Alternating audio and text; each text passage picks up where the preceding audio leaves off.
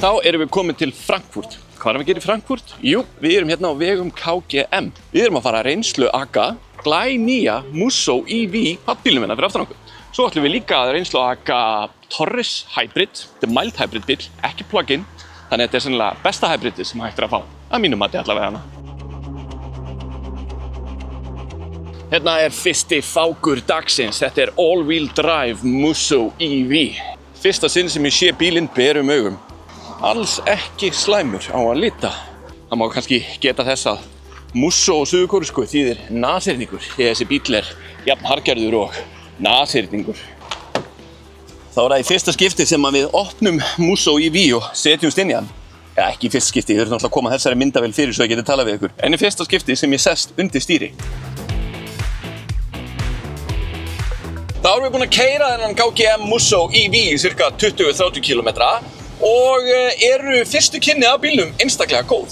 Ég er ógeðslega hrifinn af pallbílum og ég elska pick-upa og pick-up lífstílinn. Það að vera með pall og geta hent alls konar dóti á pallinn en svo líka að vera með alvöru bíl hérna inni. Því að hérna innan í bílnum, í ökumannsrýminu, er þessi bíl bara eins og hver önnur luxuskerra. Og verði ég að gefa KGM það að þeim er búin að takast óbóðislega vel að hanna flott ökumannsrými. Að keyra hérna út á autobahn er sennilega ekki besti staðurinn til að prófa hvað fjórhjóladrifinn pallbíl getur gert. En að því sögðu að þá er mjög gaman að keyra á autobahn almennt, en bílinn höndlar það óbóðislega vel að keyra svona á velgerðum vegum.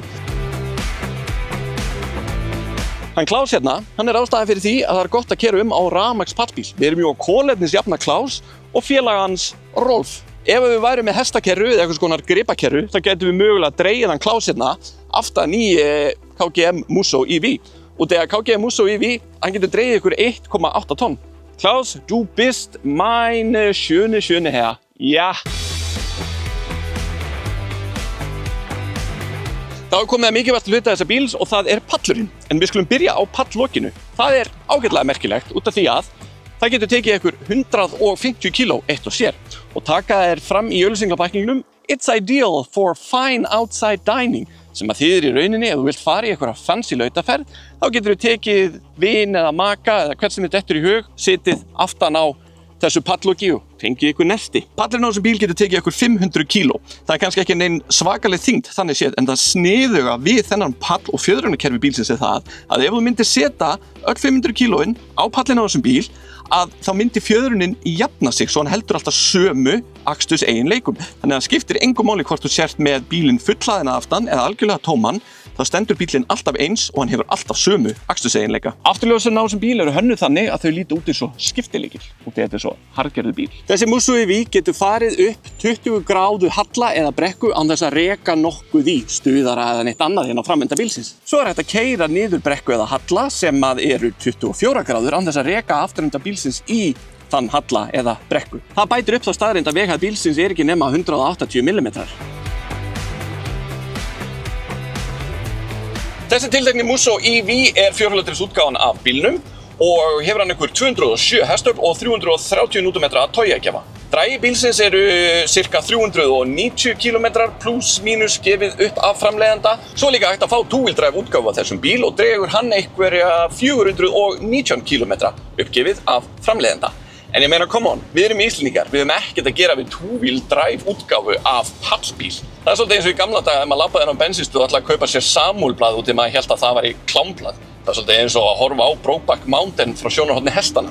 Svo kemur þessi bíl líka með 2 ökumannstillingum. Þú getur keypt hann í Eco-mód ef þú ætlar að vera í einhverjum sparnaðarakstri eða þú getur haft hann í Sport-mód ef þú ætlar að hafa gaman. Ekkert bull að hafa einhverja stillingar hana inn á milli. Svo kemur hann með öllum öryggisbúnaði sem er standard að hafa fyrir bíla sem eru selda í Evrópusambandinu. Hann er með lane assist, hann er með svona drowsiness control, það er að segja að hann fylgist með því hvort þú sért að verða þreyttur eða ekki.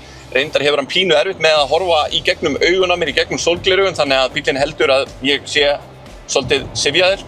Eða kannski er ég bara að líta á mikið í kringum mig og horfa í myndavélina. Gæti verið bæði, ég ætla ekki að kenna bílnum alfarið það.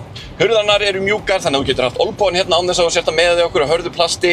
Efnið í mælaborðinu er mjúkt og gefur eftir. Þú er svo með mjög fínt og fallegt leður hérna í sætunum og má taka það fram að sætin eru hituð og kæld hérna frammi og þau eru hituð aftur í. Svo hef ég líka gaman að því að það ekkert fancy panoramaþak í þessum bíl. Nei. Hérna erum við bara með gamaldags old school topplúi.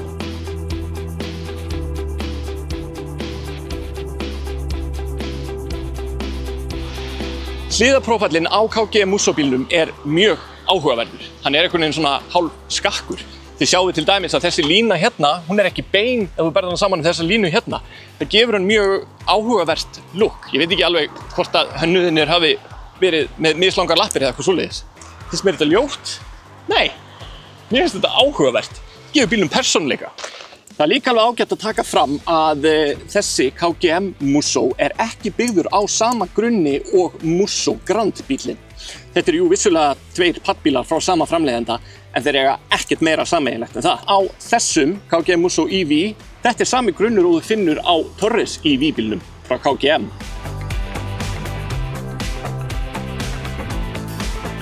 Þá setjum við inn í KGM Torres EHV. Þessi Torres er tengiltvinn bíl en hann er ekki plug-in hybrid. Það þýðir að hann er svona mild hybrid bíl sem að gera það verkum að þarf ekki að muna stinkunum í samband þegar maður er búinn að keyra á honum. Undir húddinu á þessum Torres finnur þú 1,5 lítra bensínvél og ef að þú kúplar hana saman við batteríin þá færðu 177 hestöfl og 300 Nm að togi.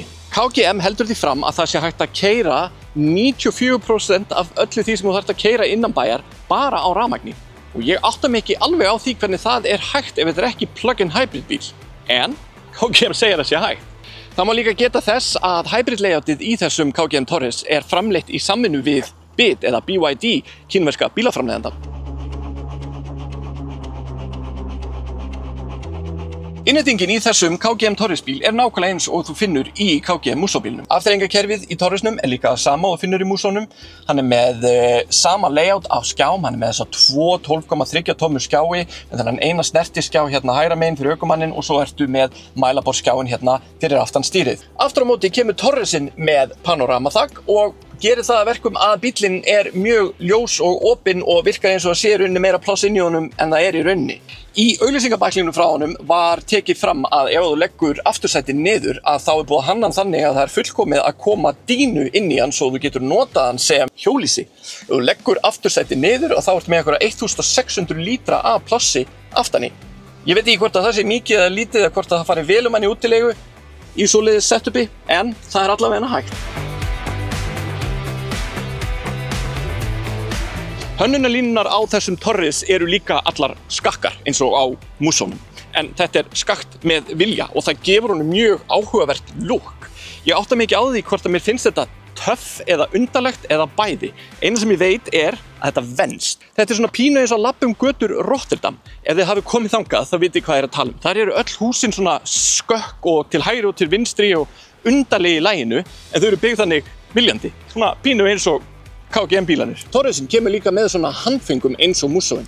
Ég veit ekki alveg nákvæmlega hvað þú ætlar að nota þau á Torresnum og þegar ég efast að setja að fara á hreindýraveiðar á Torresnum og ætlar að binda dýrið framan á húddið á Torresnum. En ef þú ætlar að skella þér austur að skjóta hreindýr, þá getur mögulega að flutta til byggða ofan á húddinu hérna á Torresniðinum. Plássið aftan í Torresnum er mjög fínt. Það er endalaust pláss frá hnakka upp í loft og það er fullt af plássi frá hnjám fram í framsæti og er nákvæmlega ekkert til að kvarta hérna aftur í. Svo kemur hann líka með þessum fatahöngum hérna, þú þarft að hengja jakka eða skyrtu svo hún krumpist ekki. Það eru svona litlu hlutinir sem að geta skipt máli í svona bíl. Svo er þessi tilsynni bíl líka með hituð og kjælsæti að framan og með hituðsæti hérna að aftan. Svo líka takki hérna á farþegarsætinu svo að farþegarna aftur í geta fært farþegan sem er frammi í. Það verður náttúrulega aldrei óþolandi ef að börnin fatta hvað þessi takki gerir. Svo kemur bílinn líka með gardínu hérna aftan sem er einkar hentugt ef þú ert með unga barn hérna aftur í.